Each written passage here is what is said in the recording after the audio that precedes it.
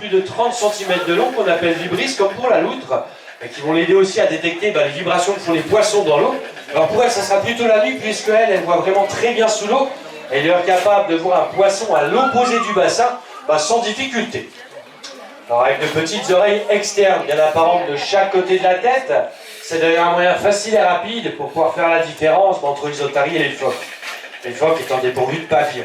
Le terme otarie vient du grec otarion, qui signifie petites oreilles.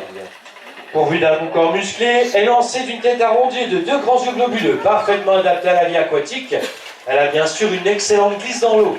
Alors ça, c'est bien sûr dû à sa forme hydrodynamique, mais surtout au poil particulier qui recouvre son corps. On peut voir qu'elle est couverte d'une peau, l'otarie, mais pas du tout. En fait, elle est recouverte de poils de plus de 2 cm de long, qu'on utilisait autrefois sous les skis, son poil étant suffisamment lisse pour descendre les pentes, et suffisamment raide à rebrousse-poil pour retenir un skieur dans la montée.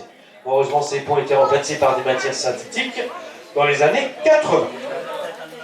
Alors pour l'instant, c'est vraiment au ralenti qu'elle a gentiment fait son petit tour de bassin. Attention, car elle pèse plus de 100 kg. Les 100 kg sont capables de se déplacer à la vitesse à laquelle elle peut se déplacer sous l'eau, mais aussi au retournement qu'elle est capable de faire sur place.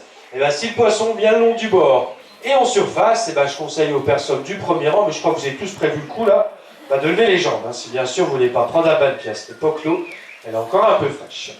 Alors, on va lui mettre plusieurs fois des poissons dans le bassin qu'elle va attraper sous l'eau et manger sous l'eau. Et comme je disais tout à l'heure,